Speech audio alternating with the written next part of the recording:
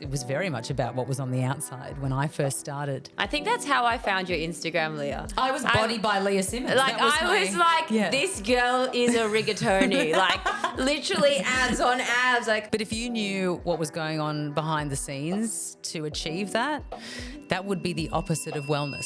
on today's episode, I have the incredible Leah Simmons. She is the founder of KAAIAA. Leah is a certified Pilates instructor, personal trainer, and kundalini yoga teacher who radiates and shines good health. So what makes Leah different to a lot of other practitioners is her understanding that wellness isn't just the physical body. It is so much more, and I'm really excited to dive deep into this with her today. Welcome back to another episode of Self-Dom Beautiful Humans, a safe place to learn and get inspired to live your healthiest and most fulfilling life.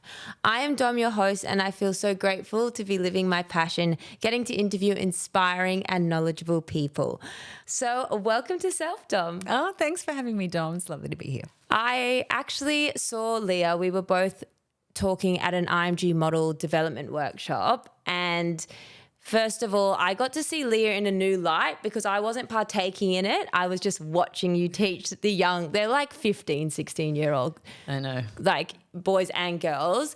And I was in awe, and I was like, I need to get Leah on the app. I need to get her on the pod. So thank you so much for being here. I also wanted to note how good that modeling agencies are having mindset and mentoring for the young development girls. Absolutely. I've been working with IMG for a couple of years now, and they always get me in for their model prep days. And it's really interesting because I think they bring me in as a fitness, but what I do for them is give them a reality check. And I'm sure you having gone through, the many, many years of modelling, the number one thing that I try and help them with is to how to deal with rejection in their own way, because that is what they're going to come up against the most. And it's how they feel about themselves and how they can pick themselves up from that is going to be the difference between them potentially getting that next job or even being able to walk through that next door. Working with teenagers, especially in this very brutal, very transient industry is delicate because they're fragile. They don't really know where they fit. They've probably been told up until this point that they're beautiful and they're amazing and they're going to be so successful, and then they're thrown into a room with all these other people that have also been told that. The stakes get raised, and so all of a sudden they're like comparing themselves. And so my job is to help them cultivate, I guess, an inner confidence, a bit of resilience, and that is a huge part of what I really try and teach around in KAAIAA with holistic health. And it doesn't matter if you're 15 or 50. It's super important that we are continually working on understanding our potential, building that self-confidence, and really being able to just sort of shake off setbacks that may kind of arise in our lives. Yeah, and even as someone who was watching you teach, you were like, what makes you special? Like, what's going to make you different? And I was like, they were just like shocked by it, but in the best possible. Was I shouting at them? Yeah, Probably. no, yeah. You just have such an aura and such an energy about you that I feel like everyone was kind of stuck in their boots like, whoa. And they needed to hear it. And just as you said, like when you're young, you're told, especially when you're aesthetically beautiful, as they all were, they're sitting in a room with, I guess, their competition in a way. And the way you worded it was really amazing. So shout out to IMG. Love that you're doing that.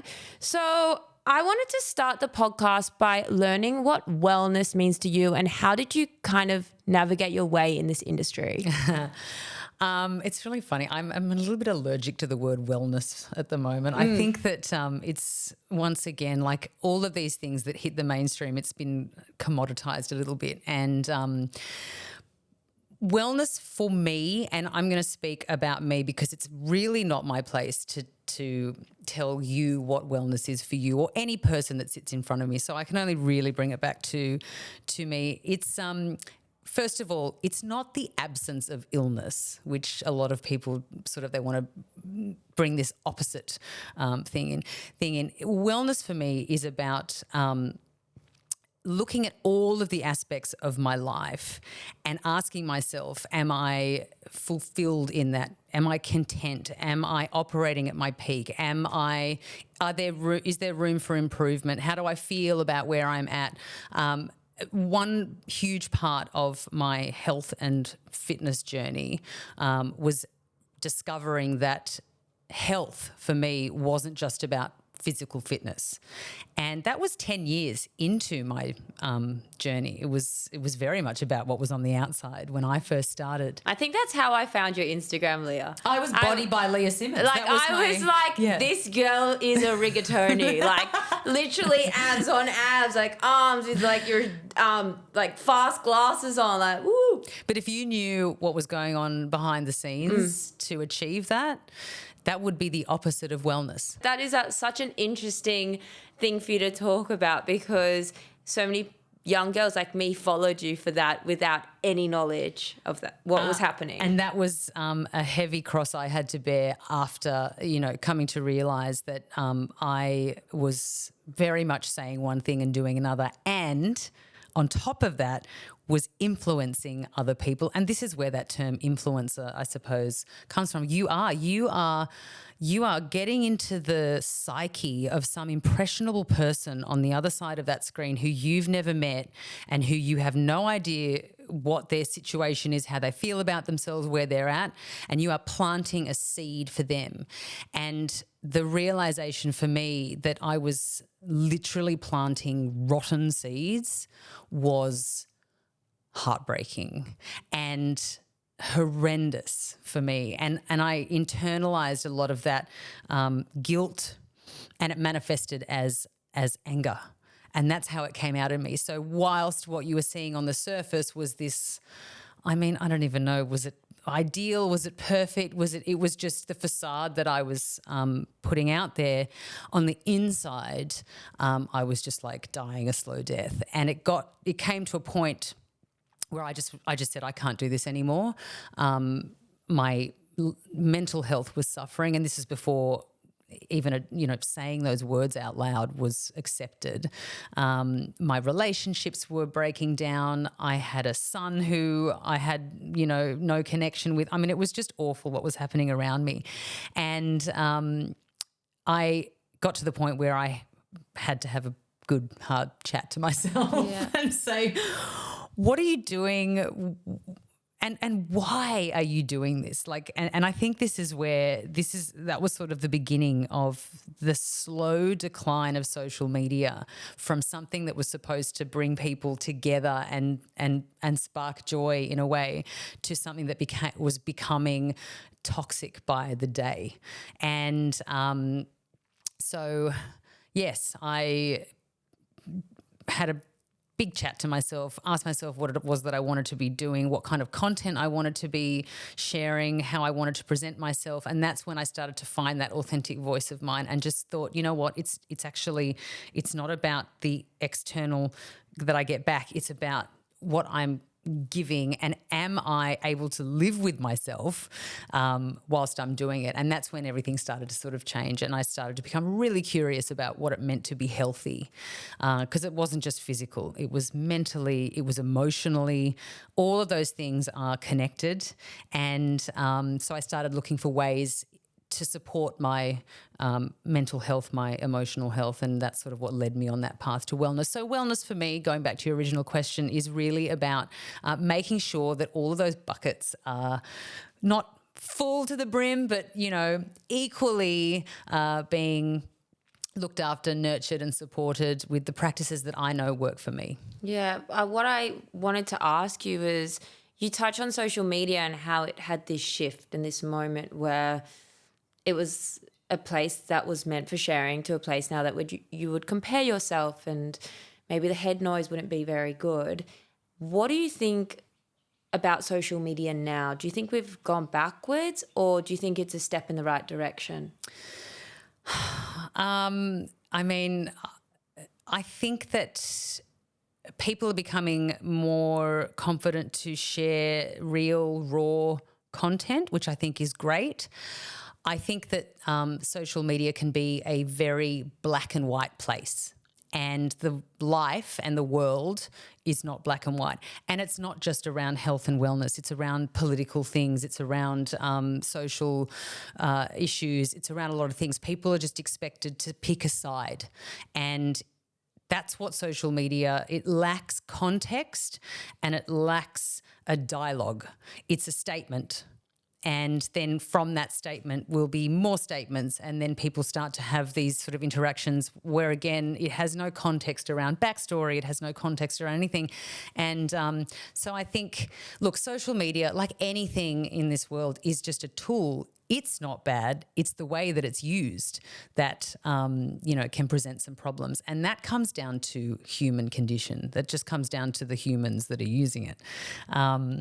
I think, unfortunately, what we've seen is, the more controversial or the more shocking or the more, that's what's going to get you the most views or the most likes. And I mean, that's just not a place that I want to kind of play in, but it's a necessary evil in 2024 when you're trying to grow a business or launch a brand or, even have a voice.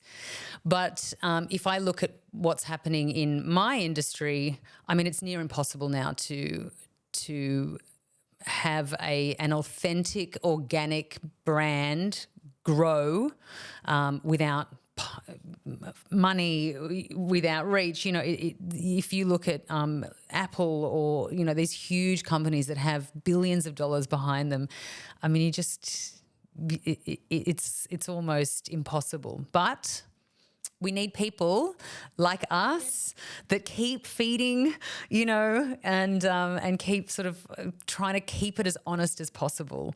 And I love that just in the scope of the conversations, it is switching to things like mental health and more inclusion, more diversity. All of those things I think are really important. So, yeah, social media, I don't know. I'm still yet to go on TikTok or any of that sort of stuff. I think two things that popped into my mind when I think about social media. One aspect is now there's podcasts, which is incredible because you have a chance to share that grey between that black and the white. Yes, which is so that long form content rather than that short form really kind of, so I think yes to that. But I also see the other side where how you were speaking about you were getting all these likes and engagement for your appearance, and then that fed you to keep doing it. That still exists in more ways than others. And, I often think that the younger generation are just so on their phone. Their whole identity is what they present in a physical form. I was even listening to a podcast that, women who are more aesthetically beautiful will get further in life now because of social media. And that to me is a step backwards. That to me, when I was growing up, my parents were like, you have to get a degree. Your brains are more important than beauty.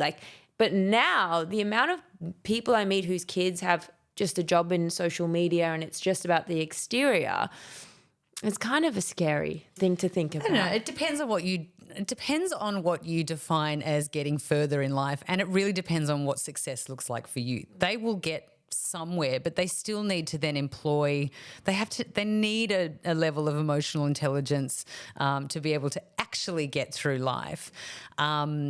I think that we are becoming a little bit more savvy around people who have just relied on looks to kind of do anything. I mean, yeah, it's strange. I have a 14-year-old son who has taken to now our bedrooms are next to each other, and he's taken to sending me like memes while he's lying in bed, and he just lolls at them all the time. And he's like, but I'm like, is this how we interact? We sat at the dinner table, we've had conversations all afternoon. It's not until we're actually separated, but then he's still thinking about me in some kind of strange way, and he sends it to me. It's our little connection.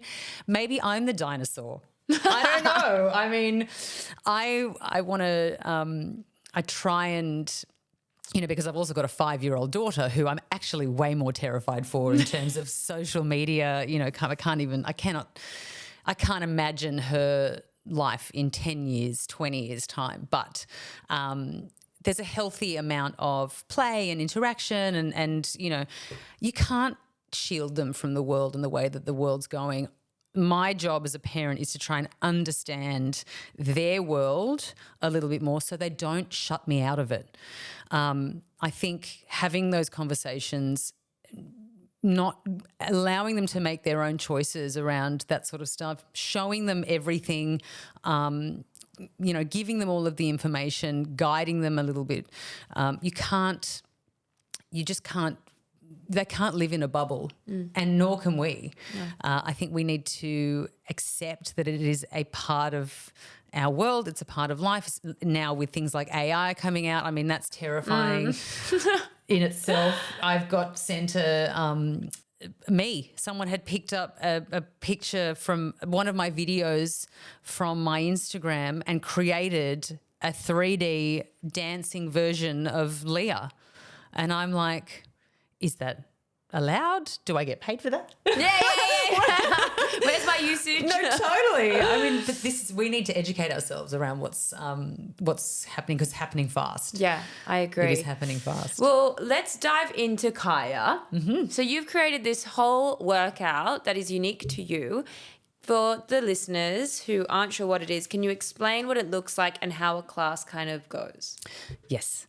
So KAAAAA, although it may appear that I just kind of woke up one day and was like, oh, I've had this idea, is actually, a culmination of the 20 years that I've had in the health and wellness industry. It was all of the things that I was doing on a daily basis that kind of kept me together.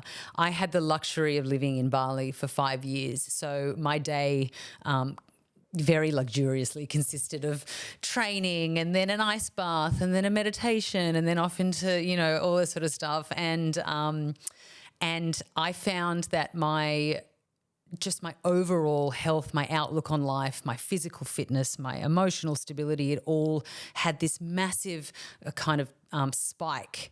And it came down to two things. One was the practices that I was doing, and two was that I was doing them consistently. And so the practices that I identified that were really helping me in those areas were breath work, still my body work, so all the training, meditation, and then the mindset training piece. And practicing those consistently gave me, like, it 10x'd my results. It really did. When you say results, what do you mean by that? So just, I guess, the way that I could approach life, my patience, my focus, my ability to problem solve, my decision-making skills, the way that I was in my relationships.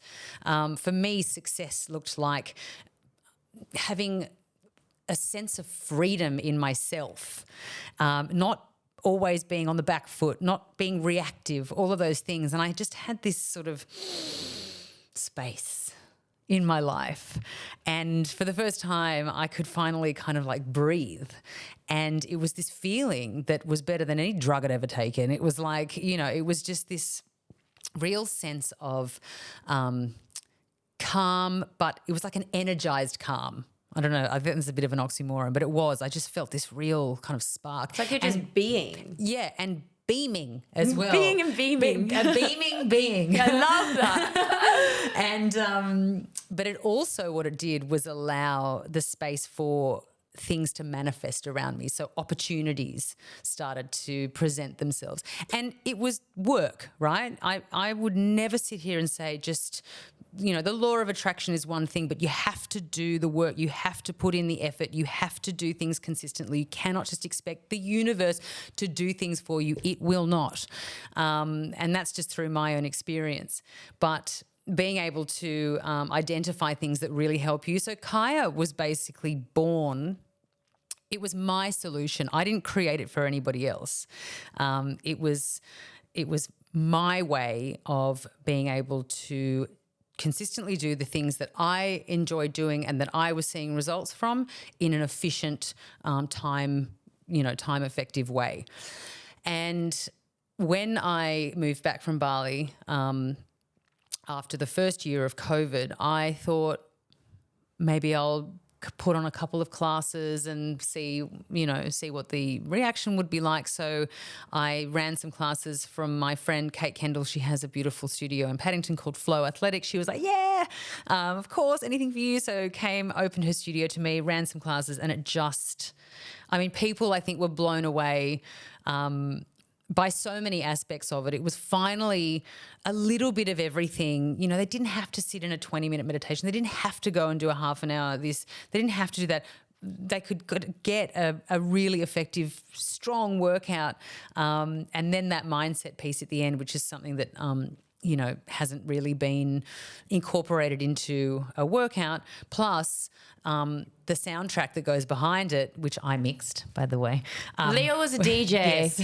Like, she sang at Glastonbury. Like, she's a big deal.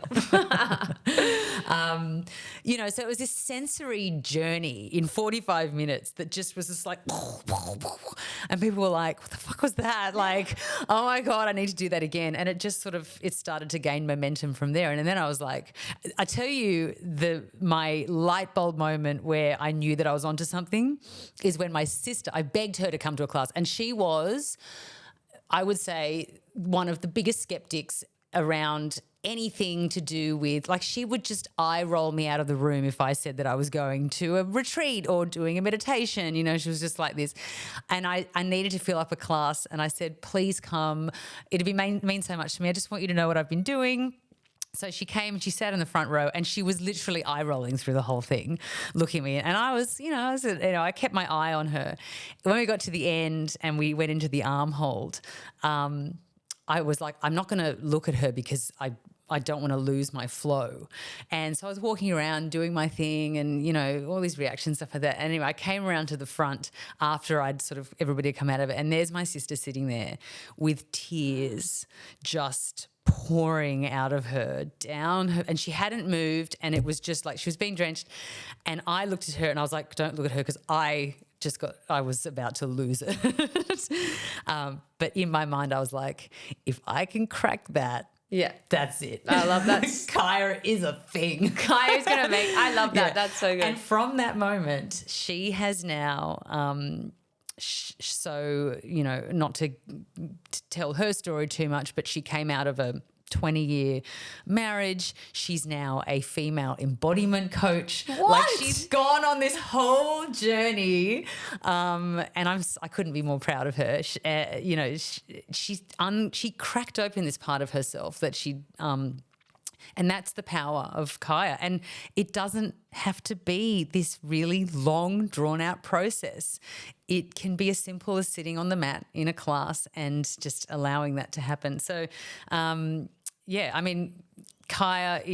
is me, but it's also not me. It's every single person that does it. So when people ask me to describe what it is, I find that question quite difficult. And 3.5 years later, I'm still trying to land on a succinct sort of elevator pitch for it. But KAAIAA is an experience, and the modalities are the vehicle that will take you into that experience. And like any experience, it's only going to be as good as you show up to it in that moment. So Well, I'm seeing a big shift as well in my own little community, the self-love community, where people want to do the breath work, people want to do the meditation, people want to try all these new things, but then they also want the physical, they want that, and people are time poor, so it's pretty... And they're also poor. And they're also poor, yeah. Like, time poor, cash poor, like... You're doing it all in one. Yes. So it's pretty amazing, and you were... Before your time, you were telling me off mic that you did Pilates teaching in 2006. So I feel like in the olden days. The olden days. All of that knowledge has led you to where you are. And it's so exciting to see someone in this space. And you truly are a beaming being. Like, as you speak, I'm like, I'm smiling and you're smiling and like my cheeks hurt already. And I'm like, you're a testament to KAAIAA. Like, wow. Well, I mean, I'd have to be the poster child, really. You've got to be. You've got to be. You and then your sister. Yeah, exactly. No, it is. And it's exactly what you say. We are time poor. We are pushed. We have lives. We're busy. I am a firm believer that like 2 minutes of meditation every day is way better than a 20-minute meditation once a week. I am in the business of habit creation. That's basically what I'm trying to do for my community, is to get them to form healthy daily habits. And what is the quickest way? You just make it easy, you make it accessible, you strip out all that language that for 99% of the people goes straight over their heads, especially in my demographic. You give it to them straight and you show them how this can practically apply to their lives. This is not about me. It's not about me. This is about, here's some tools and I'm going to show you how it's going to change your life and you can apply it to your life on a daily basis. I want to make it as easy for you to be able to slot this into your life. So, none of the sections are too long. It's a bridge for someone that may have never done breath work or never done meditation before. It's this really gentle kind of ease into a practice that they can then go, oh, that was cool. I might now go and do a breathwork experience. I might now go and do a rounding retreat or whatever it is. But it's just that little it's that peek into the world that doesn't have to be so daunting or laden with you have to do it this way or you have to do it that way or you need to have this type of knowledge or any of that sort of stuff. Bullshit. You don't. You just need to show up on the mat. That's it. Yeah. So what I was thinking is that there's a lot, there's so many community events around. It's like a 2-hour breathwork thing or 2-hour meditation. Do you think it's better to do a 2-hour breath work once a week or to do 10 minutes every day? 10 minutes every day, all day long. 100%. A 2-hour breath work session is amazing. I've done them. They're great. You're not going to be doing that every day. You might not even do that once a week.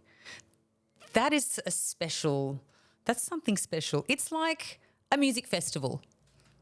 Or a concert, right? It's a wellness music festival. We're the CD. Are they even a thing anymore? Probably not. No. We're the download, the Spotify. I don't know. We're the song. The breathwork session is you going to see that live in concert, yeah, right? That's a great analogy. But we are that continual thing that is there for you all the time. We are reliable. We speak in no nonsense. Like that's what we are. And yes, of course, go and have those epic experiences. I wouldn't say no to that at all. But I think if you want to see lasting change, then it's got to be a daily practice. Yeah, so with KAAIAA, do you offer 10-minute guided or do you think people can do it in their own time? Once they go to a class, they learn different modalities they can take home. So KAAIAA in itself is the format of the class. It's always breathwork, bodywork, meditation, mindset. That's the signature format. We have 7 different class types that sort of focus on different both physical and energetic areas. I've also developed a new version of KAAIAA, which we'll be launching in our studio called K4, which is a strength and resistance training version. Cool. So, I love that. I'll be there. Well, strength training was my go-to for so many things, and it really allowed me to create what I call it, I didn't call it, but my trainer called it your base body. So having that baseline of strength and core stability is so important, especially as you get into your golden years. Yeah.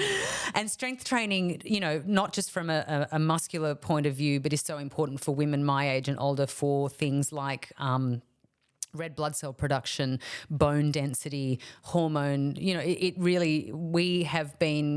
We need to sort of do a couple of strength training sessions per week to keep that baseline of health looked after. So K4 is the signature format. It's around a 44-minute workout. It's 4 minutes of breath work, and then there's 4 stations, which we do 4 rounds of each station. So it's a circuit style, 4 minute stretch meditation and then a 4-minute arm hold, and it's 44 minutes long. That's so it's perfect. K4, yeah. Well, I guess you'll have the space to do it, which is exciting. I know. So really incorporating all of our health and wellness needs into the format was really important for me before I opened the studio, because as a business, and I've got to put my business hat on, we really needed to be what I would call a complete fitness and wellness solution for our audience, and I think now we've kind of nailed that. Yeah. And a lot of people I speak to on the pod, whether they're a meditation teacher or a breathwork teacher,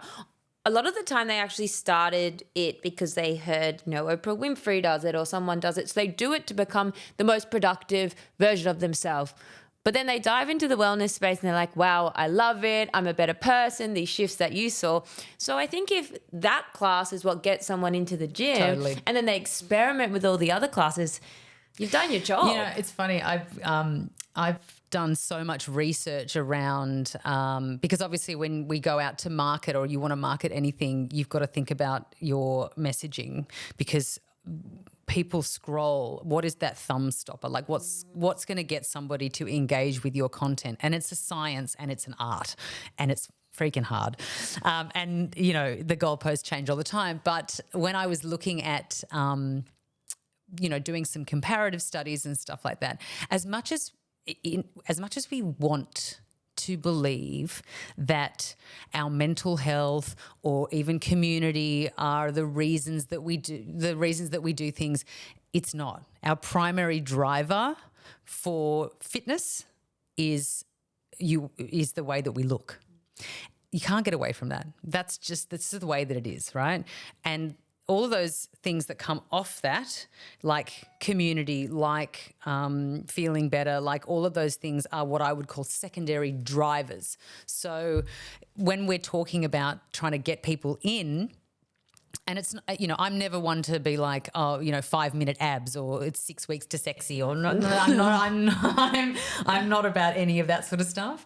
But they're trying to, as you say, somebody that maybe has done F45 or is used to that style, to bring them in and then pepper some other things around the edges, but they're still getting that familiar core workout, was really important to me. You don't want to be too far off what works for people. So there's a fine line between being too different and not different enough.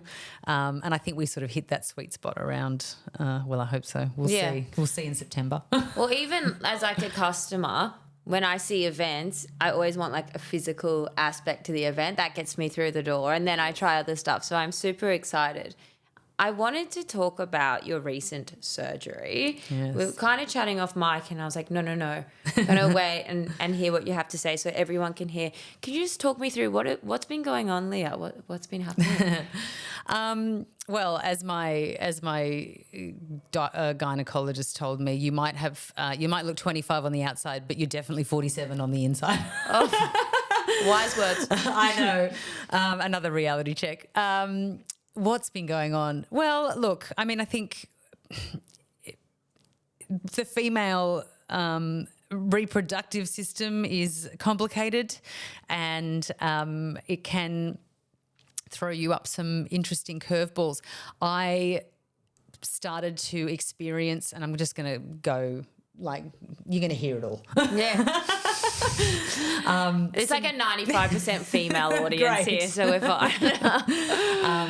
I started to experience some really weird, strange periods, and I was thinking they should be getting less, not more, as I thought I might be going into perimenopause or menopause, but the biggest indicator for me was that I felt this sort of very uniform, strange sort of lump right down in my abdomen, and I'm quite lean, so it poked out. I went to my GP. She sent me for a pelvic ultrasound, which I had. It showed that I had a fibroid that was growing off my uterus, also a polyp in my uterus.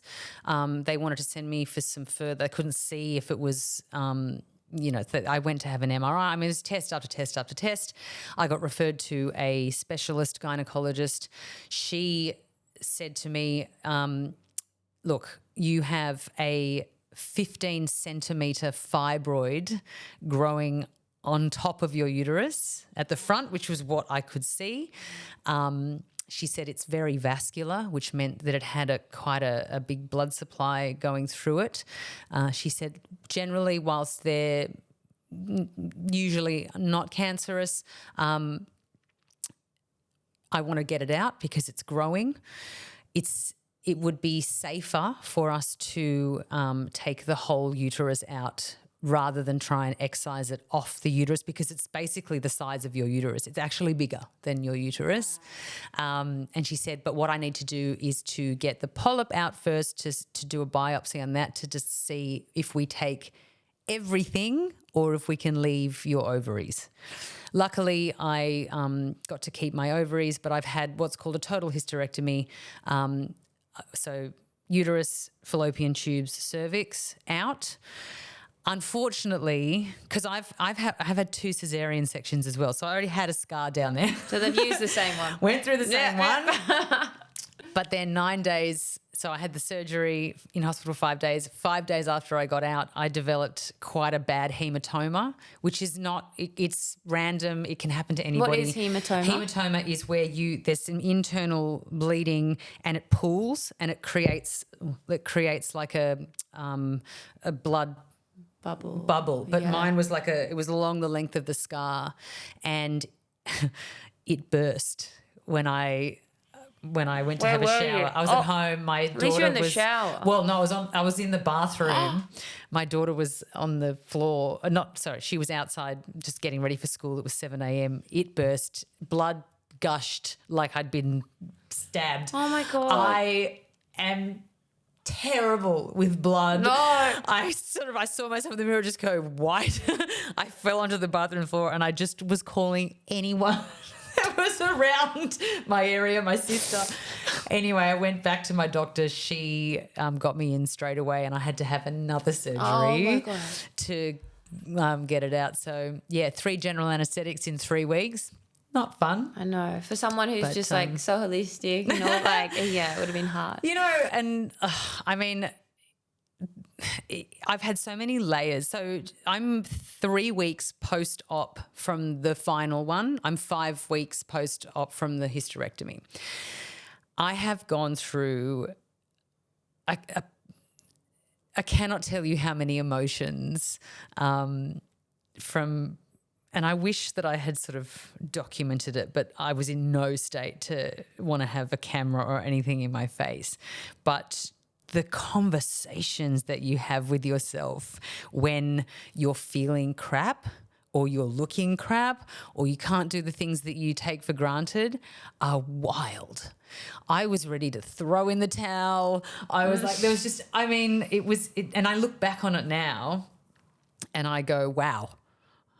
For somebody that thinks that they have it all kind of figured out, I went into a really quite dangerous place for my own mental health. And what I realised is, for me anyway, my physicality, my physical fitness is that is the thing that drives everything in my life. Take that away from me, the house of cards just crumbles, right? The pain, the drugs that I was on, I felt like I was living underwater for a while. It was just awful.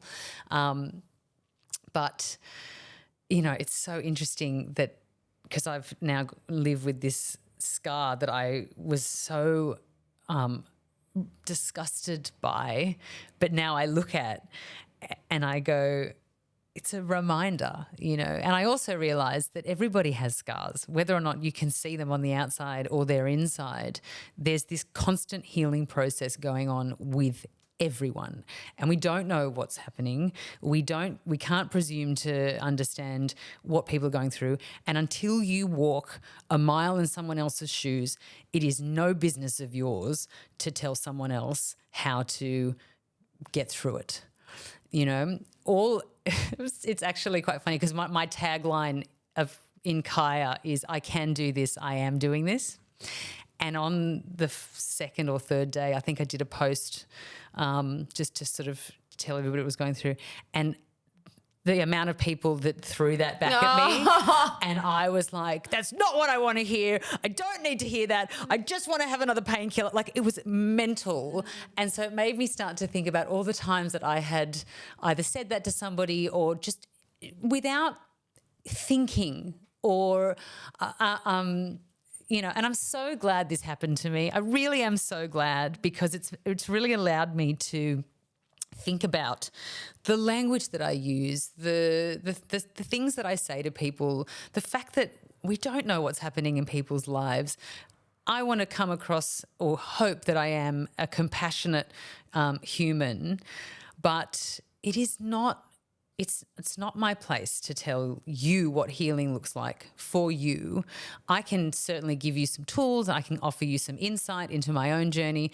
And but I mean, yeah, it's been really interesting. It's a really interesting journey. But the good news is I'm on the mend. I still, I can't train. I can't do anything like that yet. But it's a process, and the body is miraculous. It is a wonderful thing that we have. We owe it to ourselves to keep it functioning, because it really does serve us well. And until you need it, I think we abuse it a little bit. And so you really want to make sure that you're, I'm sorry, body, for all the things that I put you through. I know, but it's someone who's so looked after themselves so well, and that this can happen to. You'd have had all the mindset tools, and you said you had those moments where you couldn't even find them. How did you find that strength and resilience to just get out of that dark place and see it how you see it now? What was that journey there? You look at the things around you. I have kids. I have a business, I have responsibilities, and you're confronted with that choice. I can either descend further down into the rabbit hole of self-loathing and all of that sort of stuff, or I can put into practice all of the things that I know work, and all of those things, that I've been talking about and teaching people, and slowly and incrementally, day by day, pull myself out of this, because I know that it will get better. It does. What you have in your control is how long that will take. That's it. And so it can either be a long, drawn-out process where we sort of wallow around, which is fine for a moment. And I don't want anyone to ever feel like you have to disregard those feelings, because they're real. But do I want to live there? No, I don't want to live there.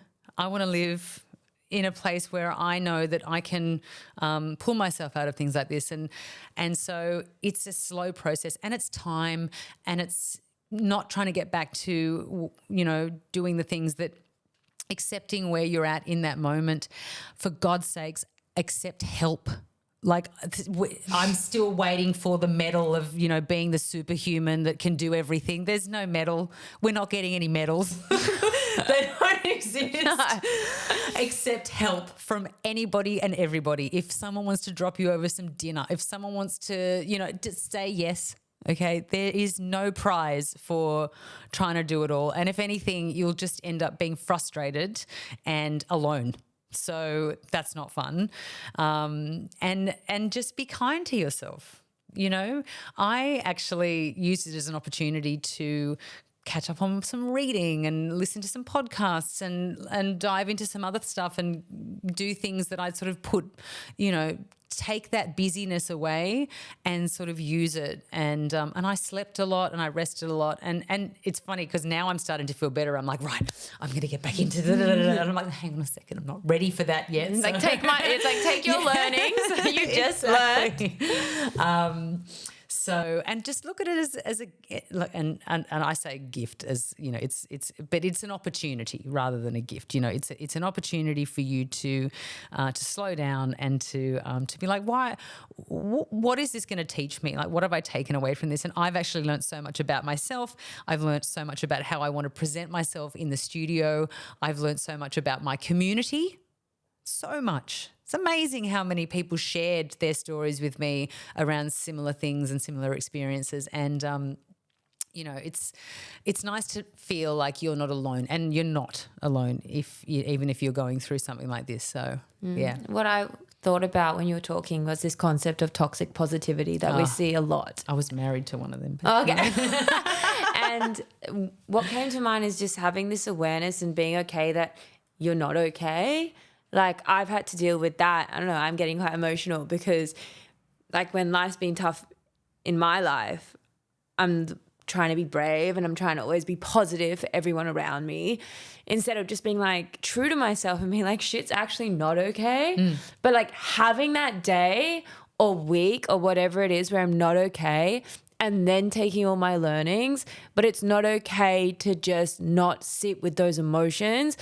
And looking at you now, 5 weeks post-op, and you're beaming and happy and you seeing that it was a life lesson. You had to sit in the shit to get here. So and you know, you used this word brave. It's brave to sit in it.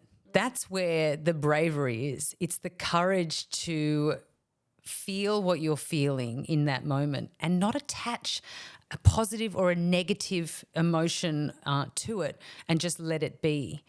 You know, I was thinking today about that saying, what doesn't kill you makes you stronger.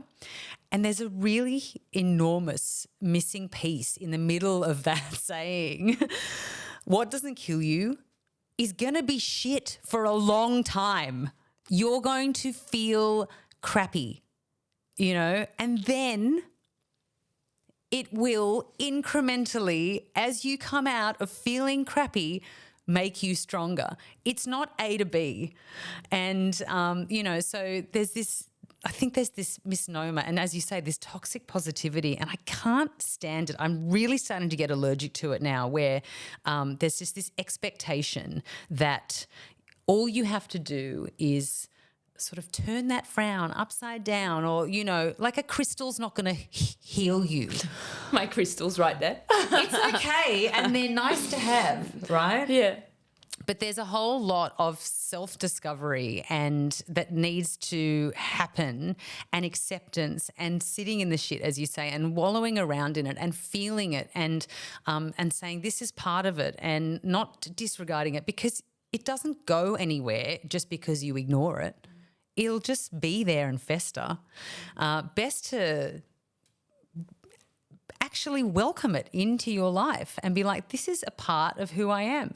It's the ugly, it's the sad, it's the angry, it's the disappointed, it's all of those parts of me that make me me. You can't walk around like just being positive all the time.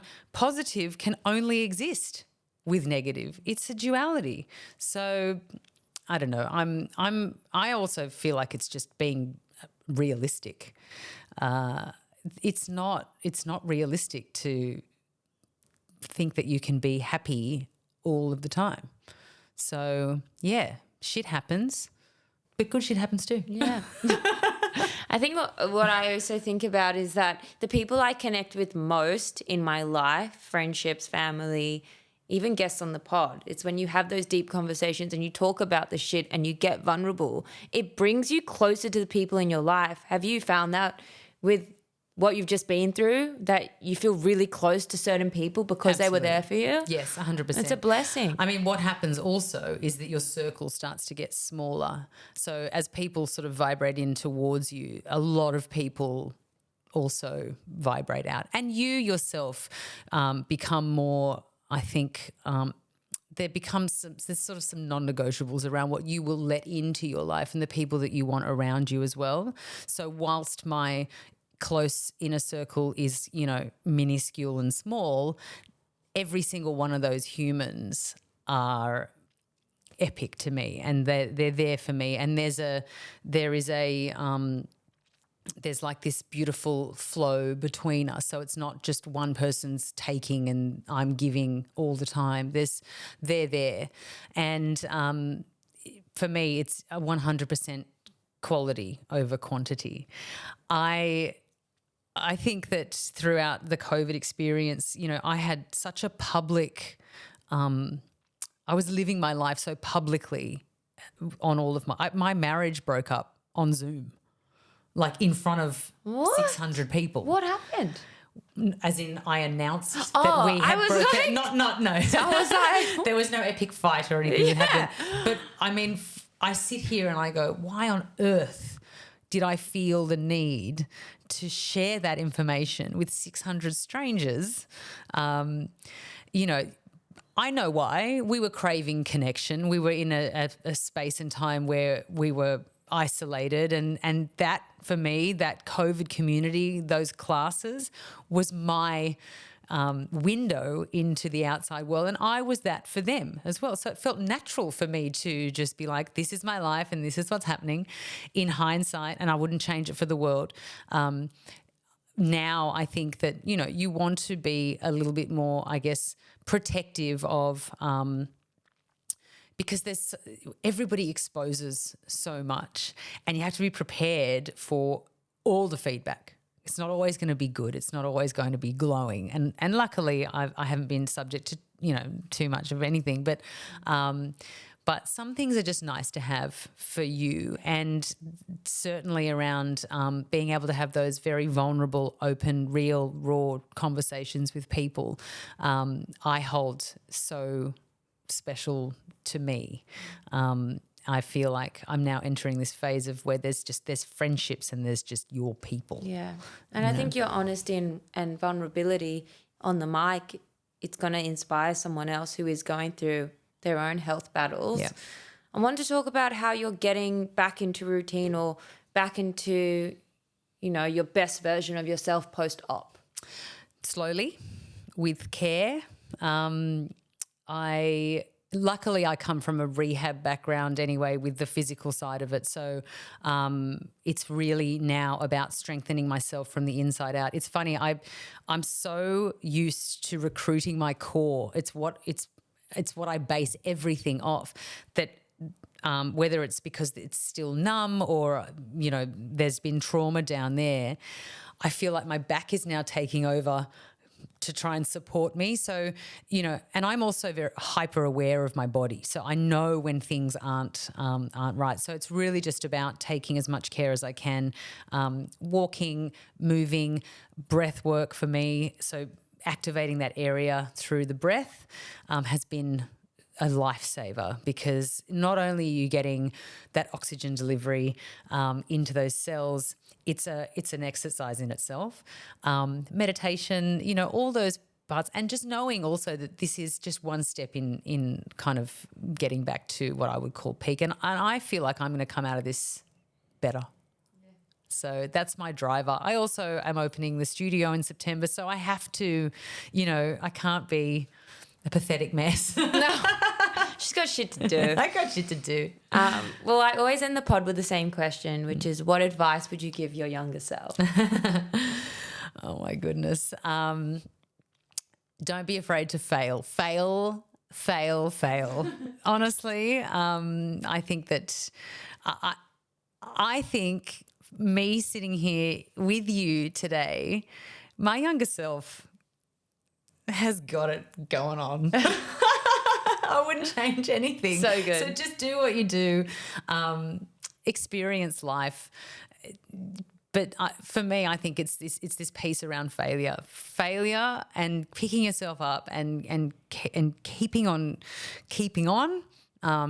is, you know, that is not something to be scared of. It is something to embrace and seek. You know, take those risks. So good. So good. Well, you are a beaming being. Oh, so thank you so much, Leah, for coming on the pod. You're opening your studio in Bondi Junction in September, I saw. Yes. KAAIAA, I'm so excited. It's my local. If you don't follow Leah, make sure you do at I am Leah Simmons on Instagram. Hopefully she's on TikTok soon. I'm on there, but I don't do anything. I don't know. We've just hired someone to help me with all this. Fabulous. Well, yeah, let's definitely tee something up with the communities, get them together. If you love this episode, make sure to tag us on Instagram. I love seeing your posts, and I will see you on the next episode. Bye.